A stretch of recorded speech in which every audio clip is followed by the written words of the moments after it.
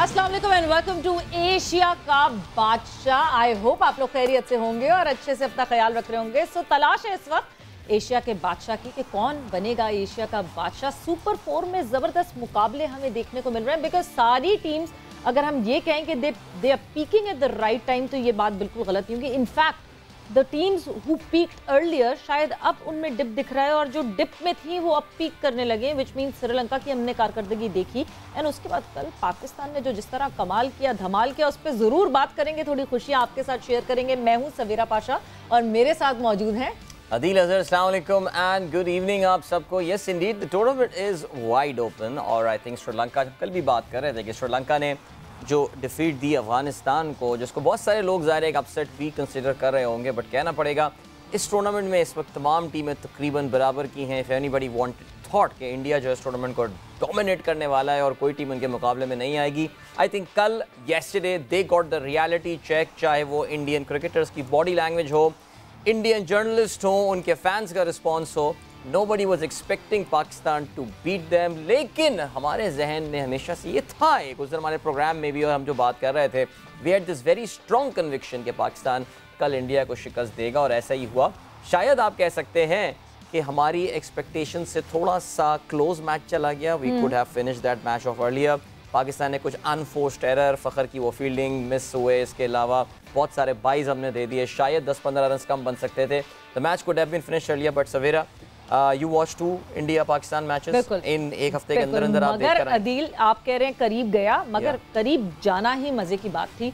जिस तरह हमने 8 दिन मतलब एक हफ्ता पूरा कंप्लीट होने के बाद अगला पाकिस्तान इंडिया का मैच देखा और दोनों क्लोज फिनिशेस हुए एंड टोटल मैं I would say carbon copy type के थे कुछ हद तक, बिकॉज लास्ट ओवर में विकेट वहां नवाज का लेना और इधर जो है लास्ट ओवर में विकेट गिरना, so, मतलब बहुत सारी चीजें एक जैसी थी। But honestly speaking I miss saying that मैं हूं सवेरा पाशा और मेरे साथ मौजूद हैं। चलें जी, thank you so much. We miss you as well in this studio. और हमारे जो है ना बाकी यहाँ की टीम भी इतनी यूज्ड टू हो गई है मुझे अकेले शो करने में कि आज कॉफी और पानी का एक ही कप जो है ना वो आया हुआ है और मुझे पूछा ही नहीं जा रहा है, लेकिन मुझे उम्मीद है कि इनको ख्याल होगा कि अब दोनों होस्ट यहाँ पर मौजूद हैं। बहरहाल अपने प्रोग्राम में हम खुशामदीद कहते हैं शाहिद खान आफरीदी लाला को। लाला अस्सलाम वालेकुम एंड वेलकम टू एशिया का बादशाह। और लाला की एक और प्रेडिक्शन बिल्कुल स्पॉट ऑन, मुबारक हो लाला, जीत गया मैच। ट्रायंगल ये कंप्लीट हो गया है। लाला भी हमारे साथ मौजूद है। लाला मुबारक हो।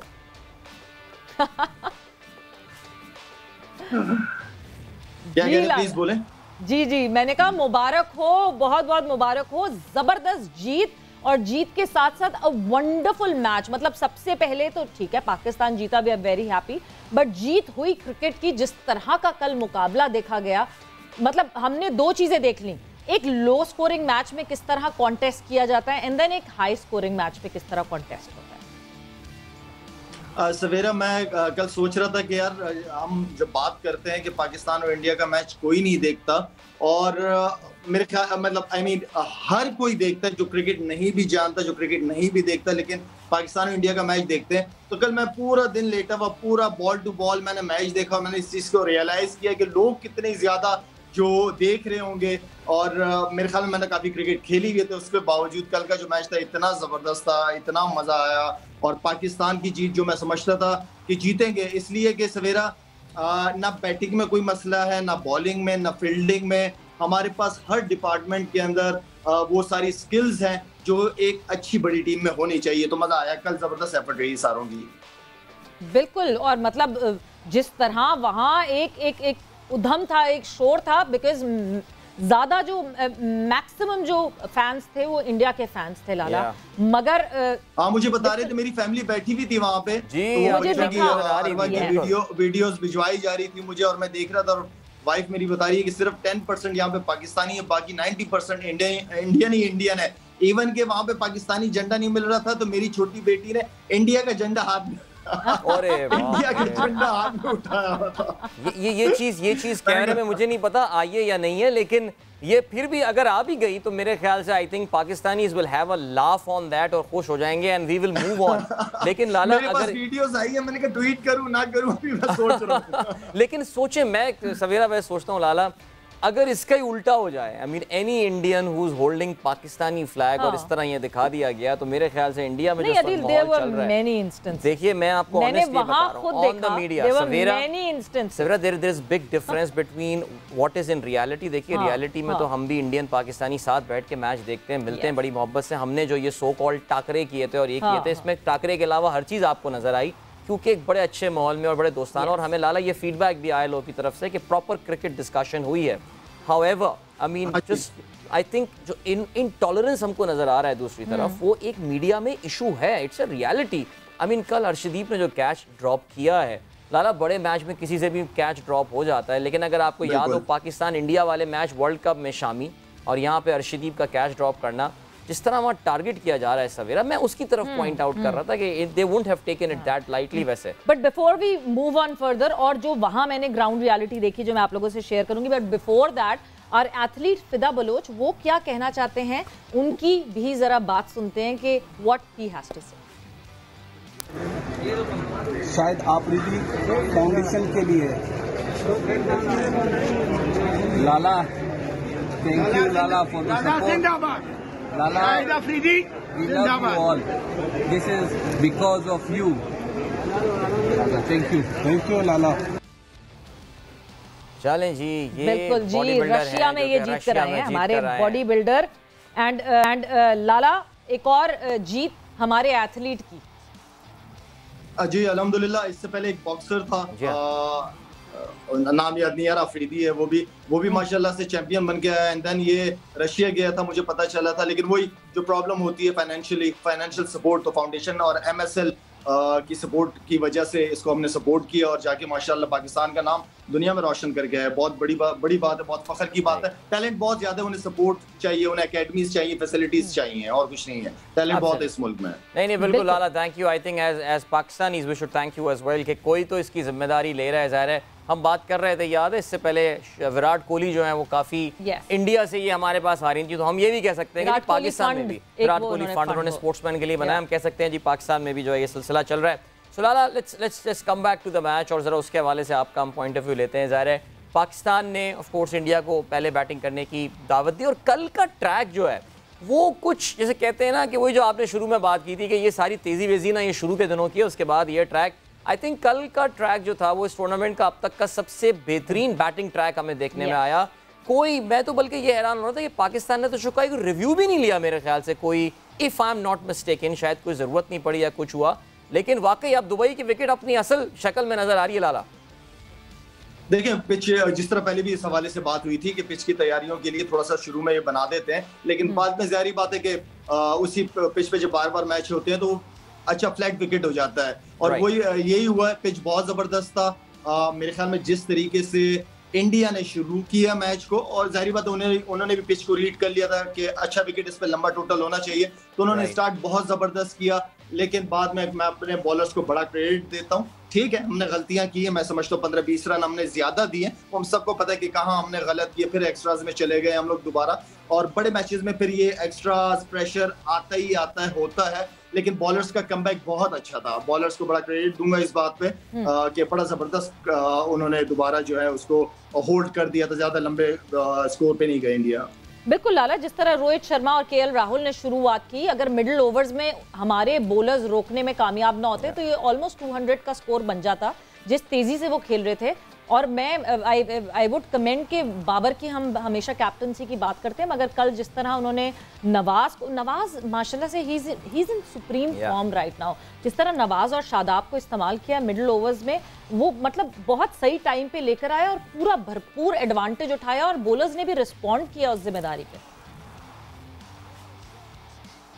हाँ जी, नवाज की बात कर रहे हैं आप। हाँ जी, नवाज के असल गेम चेंजर तो जो था वो नवाज था। ठीक है, रिजवान ने बहुत जबरदस्त बैटिंग की है, साथ बल्कि बहुत ही एक्स्ट्रा ऑर्डिनरी बैटिंग की है उस लड़के ने, लेकिन साथ में जो नवाज की इनिंग थी उसने गेम को चेंज कर दिया था ऑलमोस्ट, और बड़ा जबरदस्त मूव था ये। जिस तरह जडेजा को हमारे खिलाफ यूज किया था पहले मैच में, इसी तरह हमने यूज किया, स्पिनर्स को सेटल होने नहीं दिया। और सवेरा साथ साथ मैं आपको एक और बात बताऊं, इंडिया ने बहुत मैं समझता हूँ कि मिसिंग ब्लेंडर्स मारे हैं कल की बैटिंग में। इतना अच्छा स्टार्ट था, 10 ओवर में आपके 100 लगे हुए हैं, उसके बावजूद जो उनके मिडिल ऑर्डर बैट्समैन आए तो उन्होंने बड़ी गंदी शॉटें मारी हैं, गलत मारी, मतलब जरूरत नहीं थी वहां पे वो शॉटों की, गलत खेले हैं, कोई ज्यादा ओवर कॉन्फिडेंट हो गए थे मेरे ख्याल में, तो कोई 300 रन करने के चक्करों में लग रहे थे, लेकिन वो प्लान उनका बहुत गंदा था। नवाज एंड देन फिर उसके बाद जो बात हमारी आपकी हमेशा होती रही है कि खुशदिल, इफ्तिखार एंड आसिफ, इनमें से अगर आपके 1-2 बैट्समैन चल जाते हैं तो नीचे से, तो मैच तो हमेशा नीचे से जीता जाता है, 5वें-6ठे नंबर से जीता जाता है।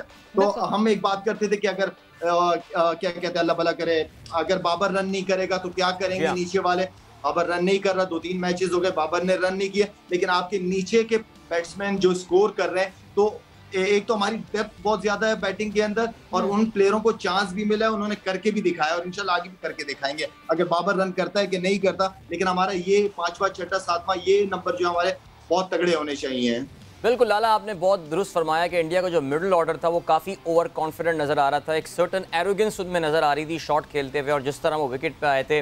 हार्दिक पांड्या पिछले मैच में जीतने के बाद वो पता नहीं क्या इशारे हाथ के बना रहे थे, क्या कर रहे थे, और कल का मैच तो बड़ा उनके लिए फॉरगेटेबल रहा, काबिल फरामोश। लेकिन लाला, अर्शदीप का शुरू में हमने जिक्र किया था, ज़रा एक बार फिर से उसके आते, एक बिग मैच, क्राउड पूरा भरा हुआ, पार्टिजान क्राउड, जैसा कि आपके खुद बताया कि 90% वहाँ इंडियंस मौजूद थे, हाई प्रेशर सिचुएशन, और वहाँ पे आसिफ का एक आसान कैच अर्शदीप का ड्रॉप करने जो कर दिया था। Now catches do get drop high pressure matches में। आई रिकॉल मोहाली में जो हमारा सेमीफाइनल था लाला, आपकी कैप्टनसी में पाकिस्तान ने कितने कैचेस, आई थिंक तेंदुलकर के हमने ड्रॉप किए थे, 4-5 कैच हमने आउट होने को, आई थिंक फखर ने अभी कैच उसी इनिंग में पहले फखर ने ड्रॉप किया। लाला, इस पे जो रिएक्शन आया है, आदिल, ये चीजें हो जाती हैं यार, ये होती हैं, लेकिन एक चीज मैं कहूंगा कि गलती है उस लड़के की, नेक्स्ट मैच मेरे ख्याल में ज्यादा केयरफुल होगा उसकी। अगर आप बॉडी देखें, ठीक है इजी कैच आ रहा था, लेकिन वो जितना इजी कैच था उससे ज्यादा इजी उसकी बॉडी हो गई थी, मतलब उसने कोई उसके साथ नहीं पकड़ा कि नहीं मैंने कैच पकड़ना, ये बहुत इंपॉर्टेंट विकेट है, वो चीज नजर नहीं आई उसके अंदर। ड्रॉप होते रहते हैं, कोई ऐसी बात नहीं है, लेकिन एटलीस्ट एफर्ट नजर आनी चाहिए आपके चेहरे पे, आपकी बॉडी से पता चलना चाहिए। हाँ, मतलब अचानक से ऐसे लगा दैट ही वाज कैजुअल ले लिया, वो कैजुअल ले लिया, या वो रेडी नहीं थे, वो बिल्कुल मतलब ऐसा लगा कि एक बहुत आसान कैच, और मतलब वहां पे शायद वो मैच टर्न अराउंड कर सकता था वो मोमेंट, मगर वहां जो वो एडवांटेज मिला, एंड ऑब्वियसली जो जिस तरह ये बात हो रही है कि जो हमने फखर को देखा, शायद यहाँ से अगर पाकिस्तान मैच हार जाता तो जिस तरह हसन को हमने इतना हसन को कहा था मैथ्यू वेट पे, और जिस तरह शायद फखर के ऊपर भी वो सारी चीजें आती हैं कि हम फखर के ऊपर बात करते कि फखर ने छोड़ दिया, ड्रॉप कैच होता, बहुत ज्यादा रिएक्शन आता है। बट मेरा ख्याल है कि हमें इन चीजों में बड़ा मॉडरेट होना पड़ेगा, बिकॉज कैचेस ड्रॉप होते हैं, this is part and parcel of the game, but all around अगर मैं फील्डिंग की, पाकिस्तान की फील्डिंग की बात करूं, they were brilliant in the field, exceptional, yes, very good, fielding बहुत जबरदस्त। फील्डिंग जी आपको 60-70% मैच जितवाती है फील्डिंग। आपको बैट बॉल हुआ, शॉट लगा, फील्डर की अच्छी डाइव हो गई, आपने 3 रन रोक दी है, बाउंड्री रोक दी आपने, तो आई मीन कि फील्डिंग का रोल तो हमेशा से बहुत इंपॉर्टेंट रहा है क्रिकेट में। और जो कल खुशदिल ने कैच लिया, एक तो वो चले उसका कैच बड़ा ज़बरदस्त था, हो सकता है कुछ अरसे पहले पाकिस्तानी इस तरह के कैचेस, इस तरह की हमारी हिस्ट्री में वो एक मीम भी बड़ा मशहूर हो रहा है कि वो एक कैच था जो कि पाकिस्तानियों ने छोड़ दिया, लेकिन सईद अजमल या कोई और थे, पहले आपके चक्कर में कैच ही हमने नहीं पकड़ा था, लेकिन यहाँ पे खुशदिल बहुत, और ये लाला बड़ी खतरनाक इंजरीज भी हमें पता है कि यहाँ पे हो जाती हैं, लेकिन वो ज़ाहिर है वो शेरदिल आदमी था कि उसने जो है ना वो वहाँ पे छलांग लगा दी। अच्छा आदिल, ये चीज जो है ना ये फील्डिंग सेशंस के अंदर ना कॉलिंग का बड़ा होता है, कुछ लड़के फॉलो करते हैं, कुछ नहीं करते। एक सेशन होता है फील्डिंग के अंदर जिसमें एक ही बॉल के पीछे 2 फील्डर्स भागते हैं, ये वार्म अप में होता है, प्रैक्टिसेस में होता है कि शॉट गया ऊपर, 2 फील्डर एक साथ आए, जिसकी कॉल है, ये अंडरस्टैंडिंग बहुत इंपॉर्टेंट है। जो चीज आप प्रैक्टिस में करते हो मैच में भी वही चीज आप करते हैं, तो यहाँ पे अंडरस्टैंडिंग किसी भी चीज में अंडरस्टैंडिंग का होना जरूरी है। कॉलिंग किसने आना है, जैसे रनिंग बिटवीन द विकेट के अंदर कॉलिंग होती है, इसी तरह फील्डिंग में भी होती है। बिल्कुल। अच्छा लाला, एक चीज़ जो कि हम मुसलसल बात कर रहे हैं इंजरीज की, मुझे पता है वहाँ बहुत गर्मी है, इस तरह की कंडीशंस हैं जहाँ पे डिहाइड्रेशन, और वो हम बहुत रेगुलर, जब से एशिया कप शुरू हुआ है ये एक बहुत हमारा कॉमन टॉपिक है इंजरीज, और इंजरीज को हैंडल किस तरह किया जा रहा है। बट एक चीज़ जब मैं अपने फास्ट बॉलर्स को देखती हूँ, धानी की खबर आना, बिकॉज उस पर हमने डिटेल में मैंने आपसे बात नहीं की थी, क्या इंजरीज जो ये हम फास्ट बॉलर्स की इंजरीज जो अपने देख रहे हैं, या इसकी कहीं ना कहीं रीजन ये भी हो सकती है कि कोई बॉलिंग ड्रिल्स या कुछ ऐसी करवाई जा रही, बिकॉज शॉन टेट है हमारे पास फास्ट बॉलिंग जो हमारे फास्ट बॉलिंग कोच हैं, हमारी जो बॉडीज हैं वो ऑस्ट्रेलियन एथलेटिसिज्म से साथ नहीं है, मतलब हम ऑस्ट्रेलिया की तरह के एथलीट्स नहीं हैं, वो बचपन से शुरू करते हैं, उनकी एजिलिटी उनकी फ्लेक्सिबिलिटी उस तरीके की होती है। क्या ऐसा तो नहीं कि शॉन टेट कोई बॉलिंग ड्रिल्स इस तरह के करा रहे हैं जो हमारे फास्ट बॉलर्स ना ना ना ना ना ना ना ना ना ना ना ये सवेरा है होता, ये प्रॉब्लम है कि हमारे यहाँ जो प्रॉब्लम है वो ये है कि हम ये समझते हैं कि अभी पिछले अगर मैं साल की बात करूं ना तो बहुत ज्यादा इंजरीज हुई हैं, ये तो अभी एक टूर पे नजर आ रहा है, इमाद वसीम से लेके शुरू करूं तो बहुत ज्यादा लास्ट एक साल में बहुत इंजरीज हुई हैं। अच्छा होता क्या है कि हमारे जो ट्रेनर होते हैं वो फास्ट बॉलर को भी वही ट्रेनिंग कराते हैं, कीपर को भी वही कराते हैं, बैट्समैनों को भी वही कराते हैं। ऐसा नहीं होता, हर एक बंदे को अल्लाह ताला ने उस हिसाब से बनाया हुआ होता है, तो उसको उस हिसाब से ट्रेनिंग करानी चाहिए। अब एक बंदा 60-65 या 70 किलो का बंदा है और वो उठा रहा है 80-80 केजी उठा रहा है जिम के अंदर, ये पॉसिबल नहीं है, ये पॉसिबल नहीं है। हर बंदे को उसके हिसाब से ट्रेनिंग करानी चाहिए। ये मैं पहले अपने दौर में भी देख रहा था, ये अभी भी मुझे जो चीजें पता चलती हैं कि हर एक को एक ही तरीके की ट्रेनिंग ये कराते हैं, ये इंजरीज ही होंगी इससे। हाँ बिल्कुल, और बड़ी मज़ेदार बातें भी सुनने को मिल जाती हैं। अभी मैं नेशनल टीवी पर सुन रहा था कि हफीज़ कह रहे थे कि जी देसी मुर्गी की पता नहीं यखनी का इंजेक्शन इनको लगाया जाए या क्या किया जाए। अल्लाह करे कोई सुन ना ले हफीज़ का ये मशवरा और इस पर अमल ना करना शुरू कर दे, बिकॉज वल्लाह आलम मेरे ख्याल से I think when you are done with your career you can go and say whatever you wish to. लेकिन बहरहाल ज़रा यहाँ पे थोड़ा सा आई थिंक जिक्र फ़खर ज़मान का भी बनता है ना। फ़खर हमें एक्सपेक्टेशन थी, ज़ाहिर है कल वो एक तो फील्डिंग में भी उससे बड़े 2 क्रिटिकल बाउंड्रीज मिस हुई, इसमें कैच भी ड्रॉप हुआ। कैच तो चलें उस वक्त इतना इंपॉर्टेंस नहीं रखता था, लेकिन वो चौका बड़ा इंपॉर्टेंट था जो बाद में 8 रन 2 गेंदों पे अनफॉर्चुनेटली बॉल लगता है फ़खर को चेस कर रही थी।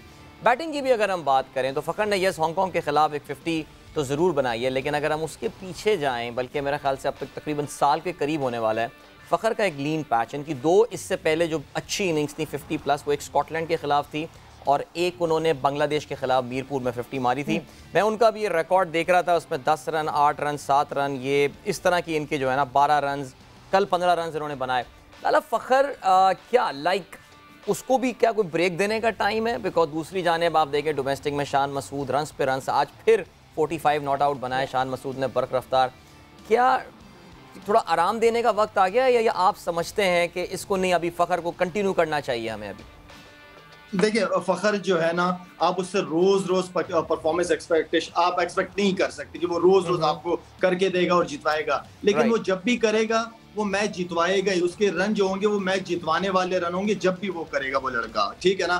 तो हर दिन उससे परफॉर्मेंस मैं उम्मीद नहीं रखता, मैंने कभी भी उससे उम्मीद नहीं रखी, लेकिन मुझे ये पता है जब वो करेगा वो मैच जितवाएगा, 1 साइडेड ही कर देगा। अभी टीम टूर के ऊपर है, आई नो कि उसके ऊपर भी क्रिटिसिज्म हो रहा है, लेकिन मैं चाहूंगा कि वो अपना टूर करे, एंजॉय करे क्रिकेट को, अपनी कुछ अच्छी वीडियोस रात को मैच से पहले जो जिसमें उसने अच्छा स्कोर किया है 100 किया है, वो अपने आप को देखे, उसके अंदर बार बार वो वीडियो देखे ताकि नेगेटिव चीजें उसकी तरफ ना आए, पॉजिटिव ही रहे। अब इस इवेंट हो रहा है, अभी शो ऑन है, तो मैं नहीं समझता कि मैं उसको कोई मशवरा दूं या उसको क्रिटिसाइज करूं यहाँ पे बैठ के, बिल्कुल नहीं करूंगा। मैं उसको पॉजिटिव ही रखूंगा और मैं चाहूंगा कि वो परफॉर्म करे, आगे मैचेस इंपॉर्टेंट है तो उसी पे फोकस करे वो लड़का। लाला जहाँ फ़खर की हमने बात की, वहाँ दूसरी तरफ बिल्कुल कंट्रास्ट में अगर मैं मोहम्मद रिजवान की बात करती हूँ, what a fighter he is. मतलब हम वहाँ फील्ड पे देख रहे थे जिस तरह वो गिरे उस वक्त और जिस तरह उनके पाँव में वो एक जर्क आया, उसके बाद लगा कि अब ये उठ नहीं सकेंगे and he won't be able to even do his keeping. और हम सोच रहे थे कि कहाँ खुशदिल को बुलाया जाएगा, क्या पार्ट टाइम कीपर जो है वो अब कीपिंग करेगा एंड व्हाट नॉट। मगर जिस तरह उन्होंने अपना कीपिंग का किरदार निभाया और उसके बाद आके जिस तरह बैटिंग की, मतलब कभी कभार मैं सोचती हूँ कि क्या है वो पावर और करेज जो कि रिजवान के पास है। ये आप दोनों अपने आप से पूछें, आप दोनों तो मानते नहीं थे मेरी बातें, ठीक है। मैं तो कब से लगा हूँ कि वो लड़का जो है वो तगड़ा है, उसकी बॉडी लैंग्वेज बड़ी जबरदस्त नजर आती है, करना चाहता है, पैशनेट है, टीम मैन है वो लड़का, और वो हर पेन लेने के लिए तैयार है। इससे पहले भी वो इंजरी के अंदर खेला, उसने परफॉर्म किया, जहां मौका मिलता है वो डाइव भी मारता है, रनिंग बिटवीन द विकेट देखे, उसके नजर आता है, उस लड़के का पैशन नजर आता है और टीम के लिए कुछ करना। एज ए सीनियर प्लेयर काफी अरसे से खेल रहा है तो उसको भी उसकी जिम्मेदारियों का पता है। और उसको खुद भी अपनी परफॉर्मेंस का पता है। जो असल चीज है ना उस लड़के के अंदर, जिस चीज पे मेरा बहुत बिलीव है, वो है उसका यकीन। उसका यकीन बहुत स्ट्रांग है उस लड़के का, उसका बिलीव बहुत ही स्ट्रांग है। वो गिरता नहीं है, वो डरता नहीं है, वो लड़ना जानता है, वो हिम्मत हारने वालों में से नहीं है ये लड़का। और ऐसे लड़के कामयाब होते हैं, तगड़े चलते हैं, मैच विनर होते हैं, बड़े मैचेस में अच्छा परफॉर्म करने की कोशिश करते हैं। और जो दलेर होते हैं अंदर, यकीन माने कि किस्मत भी उनके साथ ही होती है। तो बड़ा किस्मत वाला लड़का है अगर इसी दलेरी के साथ खेलता रहा है। बिल्कुल, फॉर्च्यून फेवर्स द ब्रेव। वैसे उनका एमआरआई मैं ये बात करने वाली नहीं, मैं दो बातें करने वाला था। एक तो बिल्कुल उनका एमआरआई की रिपोर्ट आज रात मेरे ख्याल से आएगी, और हम दुआ ये करते हैं कि Rizwan is fit to play in this tournament, because Savera who is our backup keeper वैसे टीम में? खुशदिल। मैं यही डर लग रहा था कि कहीं कल मुझसे किसी ने सवाल ही पूछा था ट्विटर पे कि हु इज आवर, तो मैं भी सोचा था कि यार it's actually a fair question. Khushdil को हम करवा सकते हैं विकेट कीपिंग, बट वो एक कॉम्प्रोमाइज होगा। ये एक वीक लिंक है। हम अपने एक बॉलिंग ऑप्शन को कॉम्प्रोमाइज करेंगे, बिकॉज़ खुशदिल बॉलिंग भी करते हैं। एब्सोल्युटली लाला। उसके अलावा एक और चीज, पता नहीं आपने देखा या नहीं, कल आज सुबह से बल्कि एक क्लिप बड़ा वायरल हुआ हुआ है। 3 मिनट का क्लिप एक पाकिस्तान क्रिकेट बोर्ड ने शेयर किया है। ड्रेसिंग रूम का माहौल मैच के खितामी लम्हात में आपकी नजर से गुजरा वो? बिल्कुल गुजरा है। उसमें जो आप कन्विक्शन की बात, ईमान की बात कर रहे थे, उसमें रिजवान का आप कॉन्फिडेंस देखते हो। सेकंड लास्ट बॉल पे उसने आके बोला था इस बॉल में मैच खत्म हो रहा है, वो आप सुनते हैं, और वो भाई वहां पे जो है वो मैच खत्म हो गया। वैसे उस ड्रेसिंग रूम में जो कुछ हो रहा था, हम अपने आप को किसी ना किसी एक से रिलेट कर सकते थे कि यार I am the Shadab Khan in this, I am the Asif Ali. जैसे बेस्ट पार्ट वो था जब शादाब खान से जो है वो हारिस रऊफ लिपट के बैठे हुए थे, और मतलब इट वाज अमेजिंग कि किस तरह सब दुआएं कर रहे थे। ये तो इफ्तिखार तक बात पहुंचती नहीं थी। ये तो आसिफ पता नहीं क्यों सिंगल लेने चला गया, बेवकूफ मारता, सामने छक्का मारता उसको सीधा। आई डोंट नो सिंगल करने क्यों गया। जब इफ्तिखार आया है तो मैंने कहा ये, मेरे साथ मेरा दोस्त बैठा था, मैंने कहा ये इसी बॉल पे मैच खत्म कर देगा। वो उसको रोकना नहीं चाहिए, सिंगल के चक्कर में नहीं जाना चाहिए था। उसका लग रहा था शॉट मारता सामने। अच्छा लाला, ऐसा क्या डिफरेंट हुआ पहले मैच से दूसरे मैच में? क्या पाकिस्तान लर्न द लेसन और उसकी वजह से पाकिस्तान जीता, या इंडिया ने अच्छा परफॉर्म नहीं किया? 4 चेंजेस करके इंडिया उतरी, 2 फोर्स चेंजेस थे इंडिया के, बट 2 और चेंजेस किए। दिनेश कार्तिक की जगह ऋषभ पंत को ले आए, जबकि आपका वो विनिंग कॉम्बिनेशन था जो पाकिस्तान के खिलाफ खेला था। 2 फोर्स्ड हुए, जडेजा और आवेश जो है वो इंजर्ड थे, बट अदर देन दैट आपने 2 और चेंजेस किए। तो मतलब 4 चेंजेस, क्या ये गलती थी इंडिया की तरफ से, या फिर पाकिस्तान ने अपनी गलतियों से सीखा? शॉर्ट बॉल्स पे प्रैक्टिस की भी थी, हार्दिक पांड्या ने जिस तरह ट्रैप किया था पहले मैच में, वो सब वो नहीं कर सके? देखिए सवेरा, पहले तो ये कि पिच डिफरेंट थी। इस पे अगर पीछे करना भी था तो उन्होंने मारी खानी थी, ठीक है ना। ये हमारे बैट्समैन जो है ना इस पिचों पे आदी भी हैं। वो पहला वाला पिच तरह सरप्राइजिंग था सारे हमारे बैट्समैनों के लिए, लेकिन इस पिचों पे हमारे बैट्समैन बहुत तगड़े हैं। देखिए गलतियां तो हुई है, गलतियां नहीं, प्लेयर की चेंजिंग वेंजिंग से मैं नहीं समझता। इतना प्लान उनका बहुत गंदा था। जो जिस तरह पहले बात की कि 10 ओवर में 100 लगा हुआ था, उसके बाद उनके 2 प्लेयर बैक टू बैक ऊपर नीचे आउट हो गए, तो जाहिर बात है प्रेशर आता भी है। जो स्कोर मैं और आप एक्सपेक्ट कर रहे थे इंडिया से, वो नहीं बन पाया। दूसरा ये कि जो पाकिस्तान को जिस चीज ने जितवाया है वो उनके बिलीव ने उनको जितवाया है। उनका यकीन था कि ये रन हम चेस करेंगे, सिर्फ यही बड़ा फर्क था। बिल्कुल लाला, बिलीफ की आपने बात की। वैसे कल के मैच के बाद तो इस कौम का बिलीफ बहुत बढ़ गया है कि पाकिस्तान अब ना सिर्फ फाइनल खेलेगा, इंशाल्लाह नेक्स्ट संडे पाकिस्तान जीतेगा भी। और पाकिस्तान ने ये मैच जीतने के बाद अपने लिए रास्ता बड़ा हमवार कर दिया है। कल श्रीलंका और भारत का मैच हो रहा है। अब प्रेशर इंडिया पे आ चुका है, बिकॉज श्रीलंका अपनी फॉर्म बता चुका है अगेंस्ट अफगानिस्तान, जिस तरह उन्होंने मैच जीता। ज़ाहिर है क्रिकेट में प्रिडिक्ट करना एक मुश्किल काम होता है, लेकिन क्या आपको इंडिया पाकिस्तान फाइनल लग रहा है लाला, या इसमें से कोई एक टीम मिस आउट होती हुई नजर आ रही है? ये हो सकता है। देखें, अगर देखें लास्ट की परफॉर्मेंसेस देखें टीमों को, तो इंडिया एक तगड़ी टीम है, नो डाउट। श्रीलंका की अगर आप लिस्ट में देखें तो कोई ऐसे बड़े नाम, मेरा नहीं ख्याल मुझे कोई अगर 2-3 प्लेयरों के अलावा ज्यादा नाम पता हो तो नाम नहीं है, लेकिन उनके अंदर, श्रीलंकन के अंदर, एक तो लास्ट मैच जिस तरीके से वो जीते हैं, दूसरा उनके अंदर उनकी यूनिटी स्ट्रांग है, उन प्लेयरों की आपस में यूनाइटेड हैं, हर एक को अपने रोल का पता है। मुझे यहाँ बैठे हुए कोई श्रीलंकन किसी प्लेयर से बड़ी परफॉर्मेंस की उम्मीद नहीं है, लेकिन छोटी छोटी परफॉर्मेंस जो है ना वो बड़ी मैटर करती हैं। तो वो 11 प्लेयरों की अगर छोटी छोटी परफॉर्मेंसेज होंगी तो वो इंडिया को सरप्राइज कर सकते हैं, व्हाई नॉट। और आई नो कि इंडिया, जाहिर बात है, लास्ट मैच हारा भी है, थोड़ा प्रेशर भी होगा, उनको भी पता है कि मैच कितना इंपॉर्टेंट है, तो उनसे भी उम्मीदें बहुत ज्यादा है। अब डिपेंड करता है कि उन उम्मीदों पे वो पूरा उतरते हैं कि नहीं उतरते। मैच अच्छा होगा। बिल्कुल। और लाला, जहां हम बात करते हैं, कल प्रेस कॉन्फ्रेंस में विराट कोहली आए। विराट कोहली ने उनसे मैच पे तो सवालात हुए, मगर विराट कोहली के बारे में बहुत सारे सवालात हुए। बट एक इम्पॉर्टेंट जो उन्होंने बात की बाबर आजम को लेकर, उन्होंने क्या कहा, क्या डिस्कशन हुई, आपको थोड़ा सा वो सुनाते हैं और फिर उसके ऊपर हम फर्दर ऑन डिस्कस करें। Well, Babar is a very nice guy. I've always had good conversations with him. He's much junior to me, so kinship I'm not sure of. But there's respect. There's always respect. He was always keen to learn. I mentioned this before. He spoke to me after our game in 2019 World Cup. A little bit about how to go about things, and always keen to learn. So it's no surprise that he's playing like this and in all formats of the game. He's obviously a very, very talented player. It's always very nice meeting him and all the other guys. I mean, they're all very sweet. They all really get along with us, and they're very friendly with all of us. And there is mutual respect between both the teams. And yeah, I've certainly realized that from last year as well. They're a very competitive team, but very respectful as well.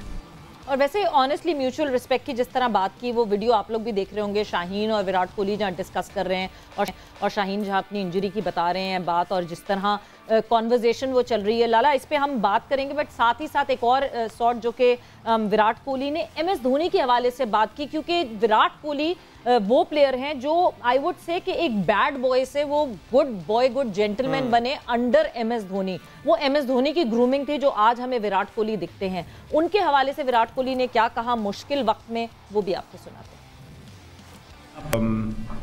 एक चीज़ बोल सकता हूँ कि जब मैंने test captaincy छोड़ी तो मुझे सिर्फ एक इंसान का मैसेज आया जिनके साथ मैंने खेला हुआ है पहले, वो है MS धोनी। और बहुत लोगों के पास मेरा नंबर है, और मतलब टीवी पे बहुत लोग सजेशंस देते हैं, टीवी पे बहुत लोगों के पास बोलने के लिए होता है, बट जिनके पास मेरा नंबर है किसी का और मैसेज नहीं आया। तो एक रिस्पेक्ट, एक जो एक कनेक्शन होता है किसी के साथ, वो जब जेन्युइन होता है तो वो इस तरीके से दिखता है, क्योंकि दोनों तरफ सिक्योरिटी होती है। ना उनको मुझसे कुछ चाहिए, ना मुझे उनसे कुछ चाहिए, और ना मैं उनसे कभी इनसिक्योर था, ना वो कभी मुझसे इनसिक्योर था। तो बस मैं इतना ही कह सकता हूँ कि मैं अगर किसी के बारे में कुछ बोलना चाहता हूँ तो मैं उसको इंडिविजुअली रीच आउट करता हूँ। तो लाला, वो कहा जाता है ना कि बुरे वक्त में पता चलता है कि कौन आपके साथ खड़ा और कौन नहीं। मतलब आपके इर्द गिर्द के लोगों का आपके बुरे वक्त में पता चलता है, और वो विराट कोहली ने बड़ा साफ साफ बता दिया।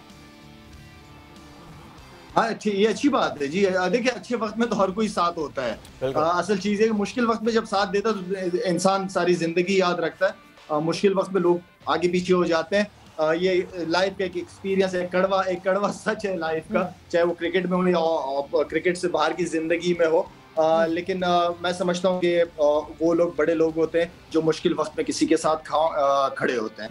बट एक चीज इस प्रेस कॉन्फ्रेंस में जो बहुत इंपॉर्टेंट विराट कोहली ने कही, लाला मैं चाहूंगी आप उस पर भी प्लीज कमेंट करें।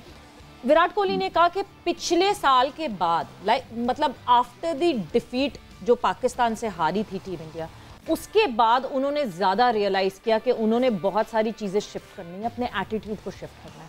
और वो पुराना विराट कोहली और अभी का विराट कोहली, जमीन आसमान का आपको फर्क लगता है। The kind of soft image that he is bringing out now, वो मुझे ऐसा लगता है कि एक और डिफरेंट ट्रांजिशन हुआ है विराट कोहली का। मेरे ख्याल में विराट ने, आप सवेरा बिल्कुल ठीक कह रही हैं, IPL वगैरह शुरू में IPL में ही था ये लड़का, और विराट तो इसका एटीट्यूड बिल्कुल डिफरेंट 16, 17, 18 साल वाले लड़कों की जो जिस तरह का एटीट्यूड होता है, जिस तरह वो क्रिकेट को, लाइफ को एंजॉय करते हैं, ग्राउंड में कम करते हैं लेकिन ऑफ द फील्ड बहुत ज्यादा शोर शराबा मचाया हुआ होता है। उन्होंने डिसिप्लिन नहीं होती उनकी लाइफ, लेकिन इसने अपने आप को वाकई बड़ा ग्रूम किया है। इसने अपनी फिटनेस, सबसे पहले इस लड़के ने अपनी फिटनेस पे बहुत मेहनत की है। इसने अपने आप को वहां से तगड़ा किया है, एंड देन उसने जो मेहनत की है वो रिजल्ट उसको मिला है, उसको पे बैक हुआ है। मेरे ख्याल में अब इस दुनिया का सबसे बेहतरीन प्लेयर है वो।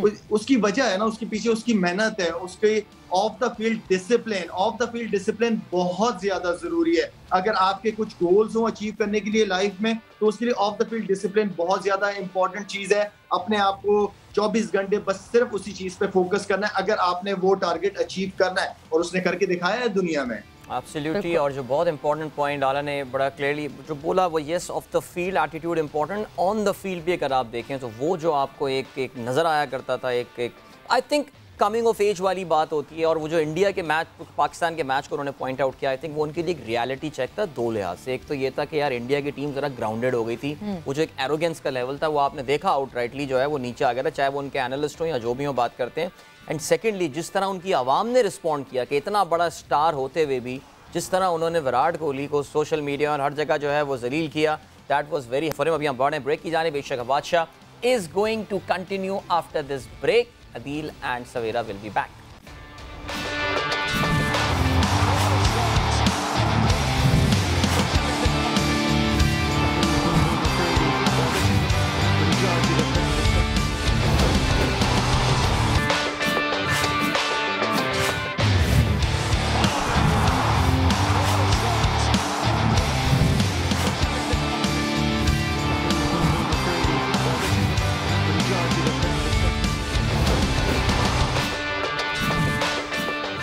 And welcome back to Asia का बादशाह। और डिस्कशन हमारी जारी है कल के मैच के हवाले से, बट ज़रा लाला हमारे साथ मौजूद हैं तो हमने डिस्कशन तो की है, मगर अब ज़रा स्टैट्स की जब हम बात करते हैं, थोड़ा सा हम स्टैटिकल फिगर्स देखते हैं पाकिस्तान टीम की, तो एक बहुत मज़े की चीज़ सामने आती है, मगर वो सिर्फ हम नहीं देखेंगे, हमारे साथ मौजूद हैं कामरान मुजफ्फर और उनको हम ज्वाइन इन करवाएंगे अपने शो में। तो सबसे पहले तो खुशामदीद।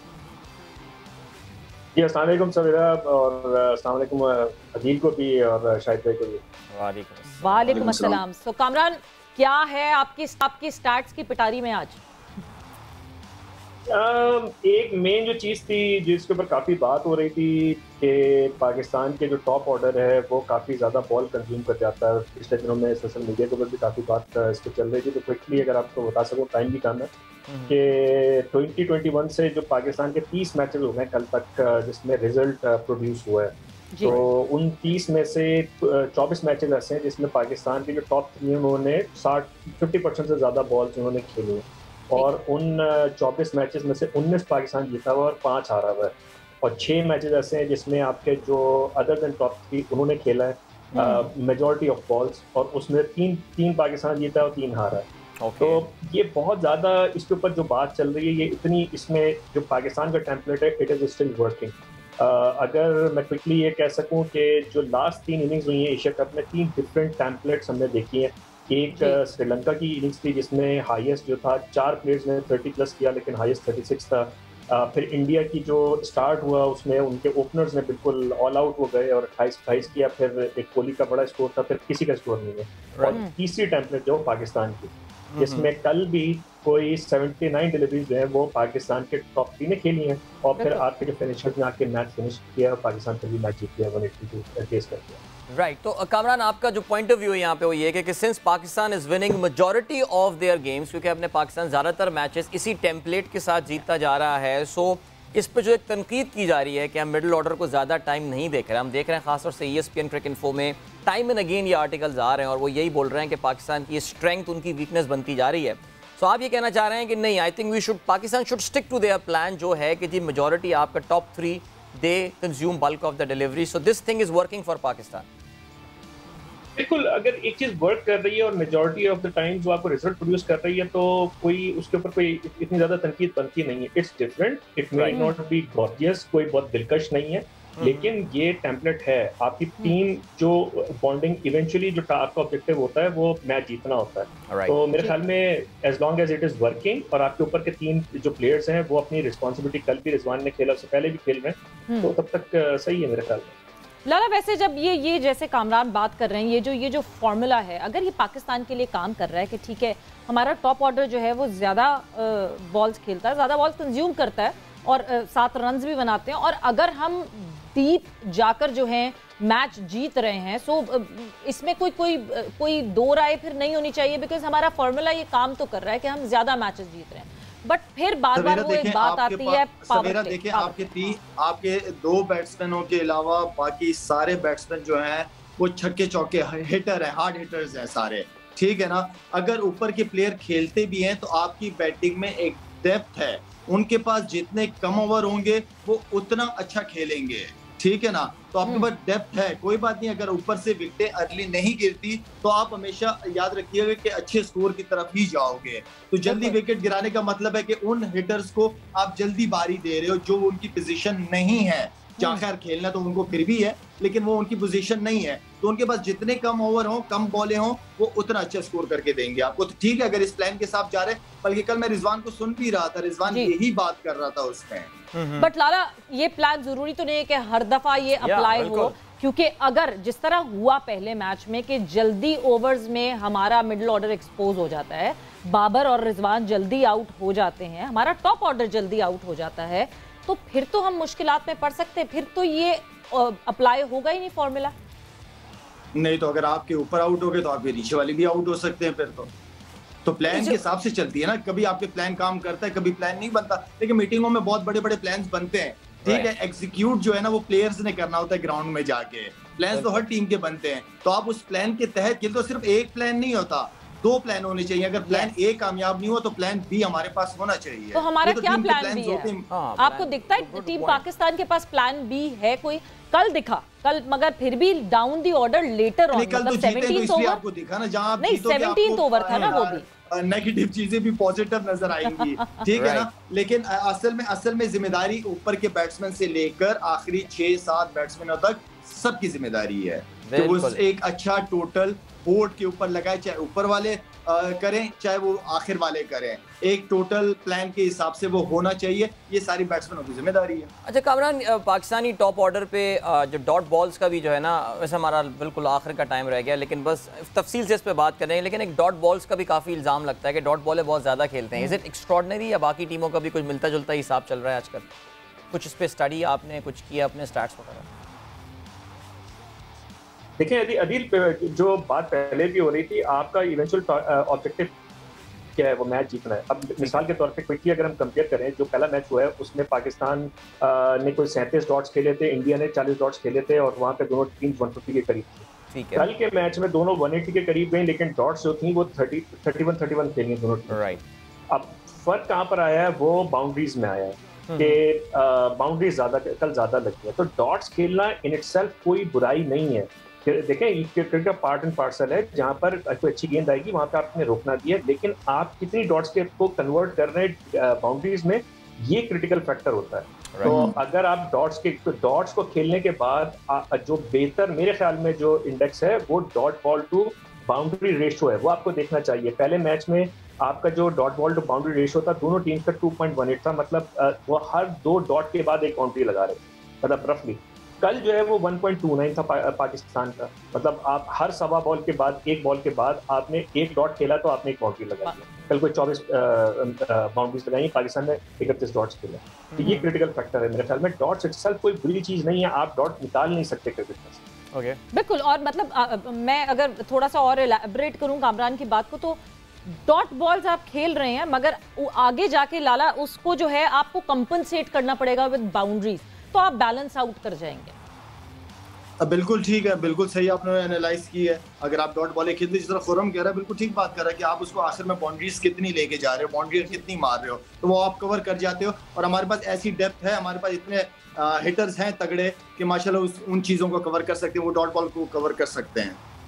बिल्कुल। तो यानी एक तरफ डॉट बॉल्स खेली जाए तो फिर बाउंड्रीज का भी जो है हिसाब ज्यादा। बिल्कुल, एब्सोल्युटली। हाँ, बट वो जाहिर है उसमें फिर वही फैक्टर, आई थिंक ये वो एक डिस्कशन है जो कि चलता रहेगा, और हमें कोई ना कोई तो पॉइंट निकालना है ना डिस्कस करने के लिए। अगर हम सारा वक्त यही सेलिब्रेट करें यहाँ बलून्स लगा के, एग्जैक्टली बलून लगा के केक काट के सेलिब्रेट ले, वही केक खाइए, पाकिस्तान जीत गया, मुबारक हो, सवेरा चॉकलेट्स आई हैं दुबई से, हम वो खाएंगे, सेलिब्रेट करेंगे। But thank you so much Lala, thank you so much Kamran for joining us, and इंशाल्लाह will talk to you guys again. It's a day, I think हम सब पाकिस्तानीज के लिए इंडिया को मैच हराने के बाद जो नेक्स्ट डे 0 जो होता है वो बड़ा खूबसूरत, सो वो भी हर कोई अच्छे मूड में दिखता है, सब कुछ ठीक होता है। अल्लाह ताला हम पाकिस्तानियों को इस टूर्नामेंट में ऐसे ही खुश रखे। Savera, it was good to have you back. छुट्टी में मिल जाती है कि सब खुशी मना सकें। बिल्कुल ऐसे। Thank you so much and nice to have you back in the studio. एक बार फिर से हमारा स्टूडियो जब भरा भरा लग रहा है, एक बार फिर से इंशाल्लाह हमारी आपसे होगी मुलाकात। रिमेंबर, एशिया कप में आज वक्फे का दिन है, आज कोई मैच नहीं होना। कल होगा इंडिया और श्रीलंका एक दूसरे के आमने सामने, एक बहुत ही important game. Remember, India lose and they are out, will they come back in this tournament? इंशाल्लाह आप लोगों से मुलाकात होगी कल एक बार फिर एशिया के बादशाह में। अदील और सवेरा को इजाजत दीजिए। Good bye, God bless and अल्लाह हाफिज।